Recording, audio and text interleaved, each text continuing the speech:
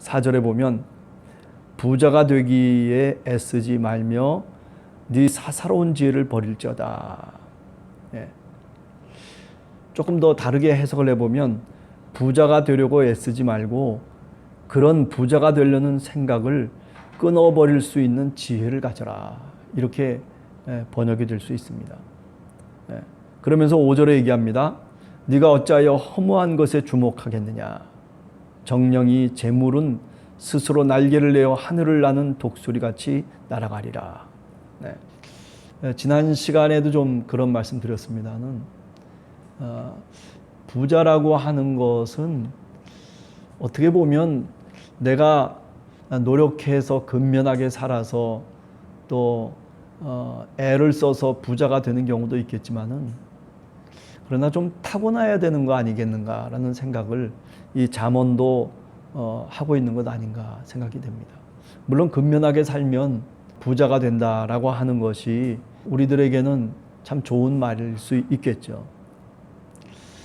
그러나 우리가 현실 속에서 이렇게 보면 그저 재물을 많이 갖고 있는 사람들, 뭔가 좀 일반적인 사람과는 좀 다른 생각을 갖고 살아갈 때 가능하지 않을까라는 생각을 해요. 6절에 보면 악한 눈이 있는 자의 음식을 먹지 말며 맛있는 음식을 탐하지 말지어다. 그의 음식을 탐하지 말라. 이 악하다라고 하는 말이 히브리 말로는 인색하다라고 하는 말입니다.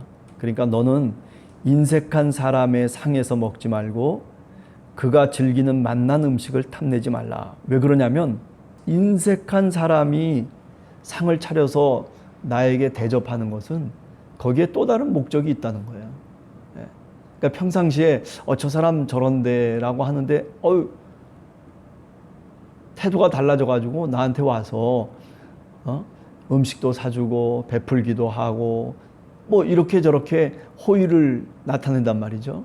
진정한 마음으로부터 나오면 얼마나 좋겠습니까? 그런데 평상시엔 그러지 않았다가 갑자기 그렇게 뭔가 다르게 나왔을 때에는 그러니까 그 사람의 본질적인 성품 자체를 먼저 판단해 보라는 거죠. 그렇죠? 우리가 교회 생활이나 또는 사회 생활을 할 때에도 그것을 판단을 못 해가지고 그래가지고 어떤 때는 마음의 상처도 받고 힘들어할 때가 많아요. 23장에서 4절부터 8절까지의 얘기를 이렇게 보면 그래요. 참 부자가 되려고 그렇기 때문에 애쓰지 말아라. 예수님께서도 그런 말씀 하셨잖아요. 무슨 말씀을 했어요? 부자가 그죠? 하나님의 나라에 들어가는 것이 뭐보다 더 어렵다? 낙타가 바늘귀에 들어가는 것보다도 더 어렵다. 왜 그런 말씀을 하셨을까요? 물론 하나님으로서는 가능한 일들이죠. 그럼에도 불구하고 왜 그런 말을 하냐면 그만큼 부자라고 하는 것, 재물을 모은다라고 하는 것, 또 그렇게 남보다 더 잘 살고 잘 되기 위해서는 우리가 살아가는 사회 속에서 또는 삶의 자리 속에서 누군가 다른 사람을 누르고 누군가 다른 사람의 것을 취하면서 살아갈 수밖에 없는 게 현실이거든요. 굉장히 돈을 많이 갖고 있다, 내가 재산을 많이 갖고 있다라고 하는 게 그게 오늘 이 잠언의 얘기를 통해서 보면 그게 큰 자랑은 못 되는 거예요. 참 아이러니한 얘기죠. 예수 그리스도를 믿으면서 부자 되려고 하는 사람들이 얼마나 많습니까? 그죠? 기도할 때도 주여 뭐 형통하게 해주시옵소서. 그 최종 목적지는 뭐냐면은 결국 내가 재물을 취해서 하나님이 주시는 그 축복을 받고 그래서 마음 편하게 살아갈 수 있게 해달라는 거 아니겠어요? 내가 믿음을 하나님께서 주셔서 그래서 마음 편하게 살아가게 해주시옵소서라고 그렇게 기도합니까? 그런 기도는 아마 많은 사람들이 하질 않을 거예요. 사실은 기도의 그 진정한 핵심은 거기에 있는 건데 믿음을 통해서 내 마음이 평안해지고 예수 그리스도를 믿는 믿음, 그 영생의 소망이 세상의 그 어떤 것보다도 더 큰 보화로 더 큰 내 삶의 만족으로 다가와야 되는데 그런데 우리가 그렇습니까? 그렇지 못하잖아요. 자, 그런데도 불구하고 오늘 잠언의 말씀을 보면 그렇게 애쓰지 말라라고 하는 거죠. 저는 이 말이 상당히 이 자본주의 세계 속에서 살아가는 우리들의 입장에서 보면 굉장히 어려운 말씀 중에 하나라고 생각을 합니다. 또 예수님이 부자에 관련해서 말씀하신 것도 마찬가지죠. 저는 그런 내용들이 뭐 꼭 부자가 되지 말라라고 하는 그런 엄격한 율법을 얘기하는 것은 아니라고 생각해요. 네. 그죠?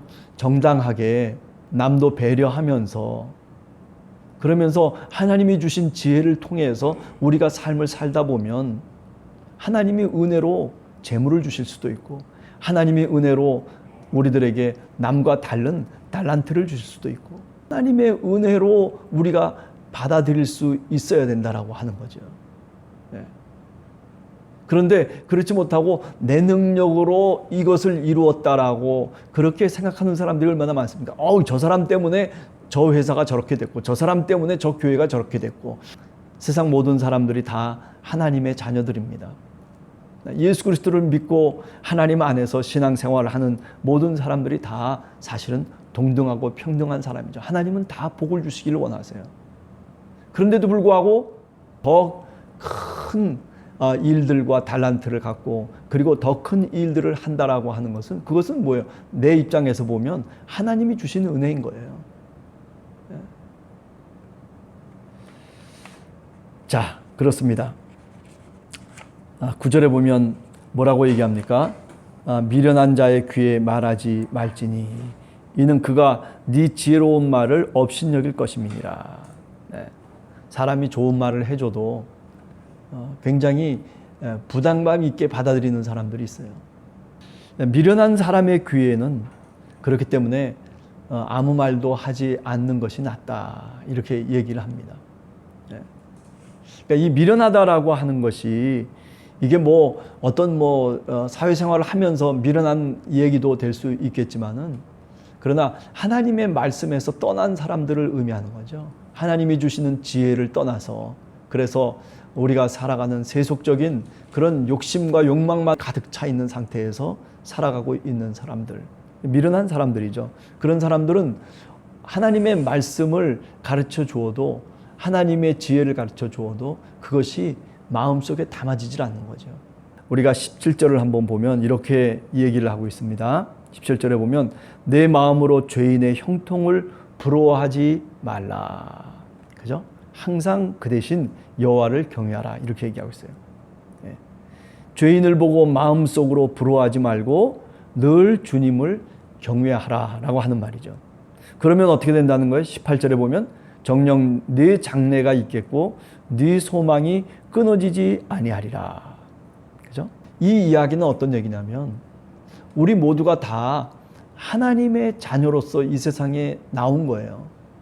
다 우리 한 사람 한 사람이 예수 그리스도를 믿는 믿음의 백성들 모두가 다 사실은 하나님의 사랑의 대상들입니다. 하나님이 세상을 이처럼 사랑하사 세상을 사랑하셨다라고 하는 그 말씀은 바로 우리 자신을 하나님께서 그렇게 사랑하신다는 겁니다.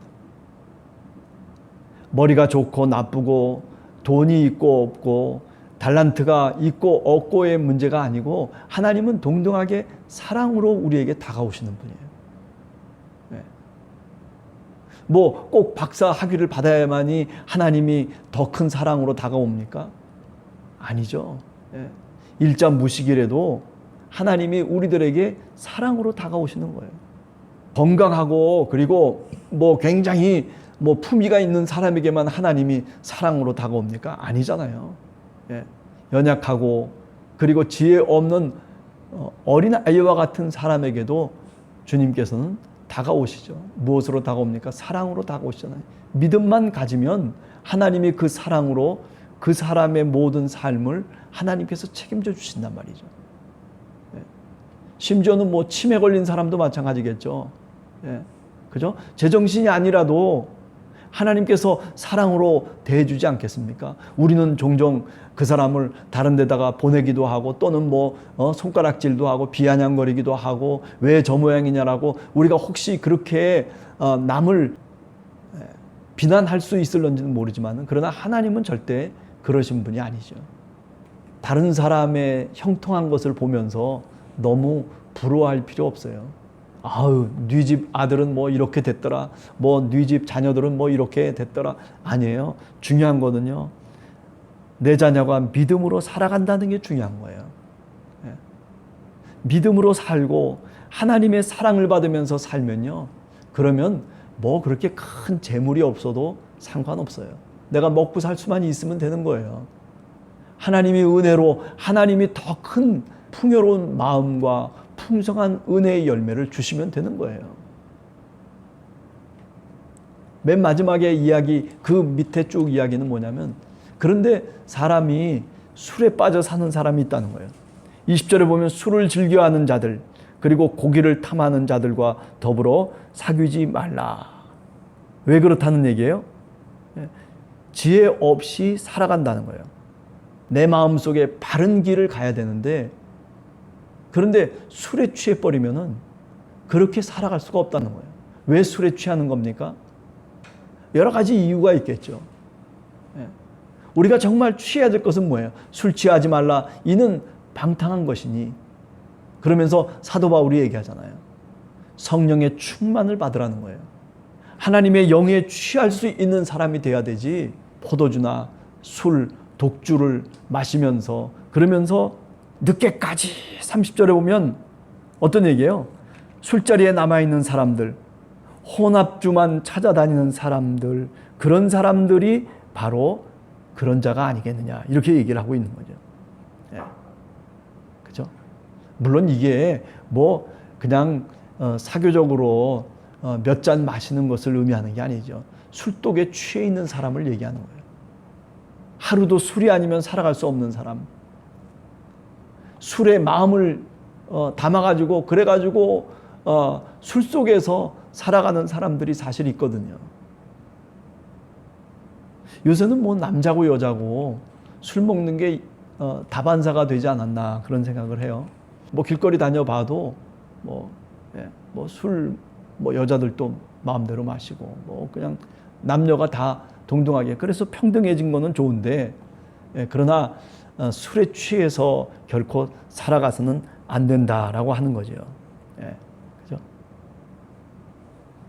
자, 오늘 하루 우리가 살아가면서 잠언 23장의 이야기 중에 제 마음속에 남는 거는, 너무 그렇게 재물을 모으려고 애를 쓰지 말아라 라고 하는 거죠.